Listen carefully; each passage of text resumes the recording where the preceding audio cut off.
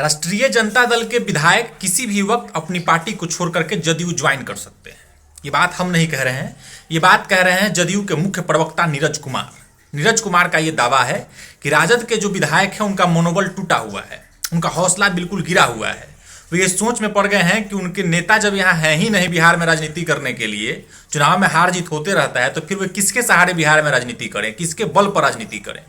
आपको पता है कि तेजस्वी यादव बिहार विधानसभा चुनाव बीतने के कुछ ही समय बाद से छुट्टी पर गए हैं विदेश में, और ये कहा जा रहा है, कोई स्पष्ट जानकारी नहीं है, लेकिन ये कहा जा रहा है कि वो अपने परिवार के साथ यूरोप में जाकर के छुट्टी मना रहे हैं। उसके बाद इस बात की चर्चा हो रही है कि राजद के जो विधायक हैं वे सब किसी भी वक्त, चूंकि उनकी संख्या बहुत कम है, तो किसी भी वक्त जदयू उनको तोड़ करके अपने में मिला सकती है, क्योंकि नीतीश कुमार की भी इच्छा है कि उनकी पार्टी की विधायकों की संख्या 100 पहुंच जाए। मिशन 100 पर काम कर रही है जदयू, और राजद के विधायक टूटने के लिए तैयार भी हैं। नीरज कुमार का ये दावा है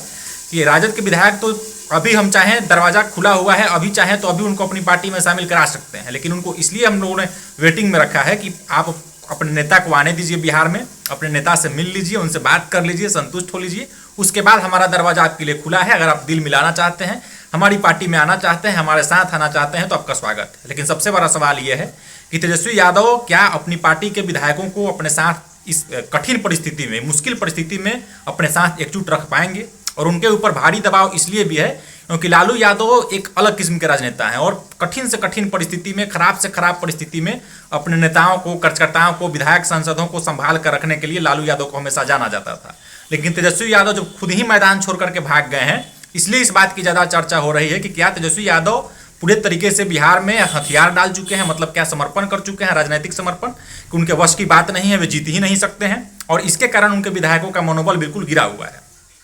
राजनीति में इस तरह की बातें चलती रहती है कि कौन पार्टी टूटने वाला है, किसके विधायक किसके संपर्क में है, लेकिन जिस तरीके से नीरज कुमार ये दावा कर रहे हैं कि राजद के विधायक आकर के हमारे दरवाजे पर खड़े हैं, हम लोगों ने उनको वेटिंग में रखा है, तो इस बात में कुछ ना कुछ सच्चाई जरूर होगी कि राजद के कुछ विधायक तो ऐसे जरूर होंगे जो टूट करके जदयू में जाना चाहते होंगे। लेकिन अब ये हो सकता है कि समय का इंतजार हो रहा हो सकता है कि तेजस्वी यादव जो विदेश से बिहार में लौटे, तो हो सकता है कि उनकी रणनीति को उनके विधायक देखें, समझे कि तेजस्वी यादव आगे क्या करते हैं। चुनाव में हार जीत होने के बाद भी तेजस्वी यादव बिहार में नेता प्रतिपक्ष हैं, और इस नाते उनको बिहार में रहना चाहिए। उनको बिहार की जो लोगों की समस्याएं हैं उसको लेकर के सड़क पे उतरना चाहिए, उसको लेकर के आवाज उठाना चाहिए। लेकिन तेजस्वी यादव बिल्कुल बिहार की राजनीति से, बिहार की राजनीतिक गतिविधियों से दूरी बनाए हुए हैं, और स्पष्ट जानकारी बिहार में किसी को भी नहीं है, ना मीडिया के लोगों को, ना राजनीतिक लोगों को, कि तेजस्वी यादव आखिर भारत से बाहर गए हैं तो किस देश में गए हैं, कहाँ घूमने गए हैं। लेकिन ये कहा जा रहा है कि यूरोप में गए हैं, और उनके साथ उनके कुछ साथी भी गए हैं। नीरज कुमार तो ये भी दावा कर रहे हैं कि तेजस्वी यादव के साथ एक हिस्ट्री सीटर अपराधी भी है, जिस पर 1 लाख रुपए का इनाम है, उत्तर प्रदेश का रहने वाला है।